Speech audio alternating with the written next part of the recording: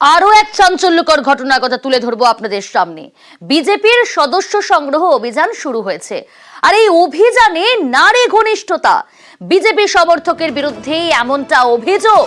গ্রামবাসী ও তৃণমূল নেতাদের অভিযোগে আটক ওই বিজেপি নেতা। বিজেপি সমর্থককে আটক শিউরি থানার পুলিশের। ফাঁসানোর জন্য চক্রান্তের অভিযোগ বিজেপি সমর্থকের।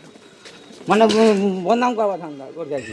নিতাই দাস, সে হয়তো সদস্যতা সঙ্গতে বেরিয়েছিল জানি না, একটা জায়গাতে কোনো একটা মেয়েকে নিয়ে কোনো অবৈধ কোনো কাজ করছিল। ওইখানকার বোঝেগ্রাম মানুষের তারা আটকে রেখেছিল বা ধরেছিল। ওইখানকার গ্রামের মানুষ তাদেরকে ধরে রেখেছে, পাড়ার মানুষ তাদেরকে ধরে রেখেছে। তৃণমূল কংগ্রেসের কোনো কর্মীরা যদি থাকে, কোনো মেম্বাররা যদি থাকে, তাহলে আপনারা বলতে পারবেন যে তৃণমূল কংগ্রেসের মিথ্যাভাবে ফাঁসিয়েছে। তাছাড়া তৃণমূল কংগ্রেস মিথ্যাভাবে কেন ফাঁসা দিয়ে? হ্যাঁ, ওই যে আমরা সদস্য অভিযান করছিলাম। হ্যালো, কোন দলে? এই ওয়ার্ডে বিজেপি, আমি মেম্বার। এবার কিছু ওরা মানে আমার বয়স যারা হেরে গেছে, ওরা আমাকে অপমান করেছে।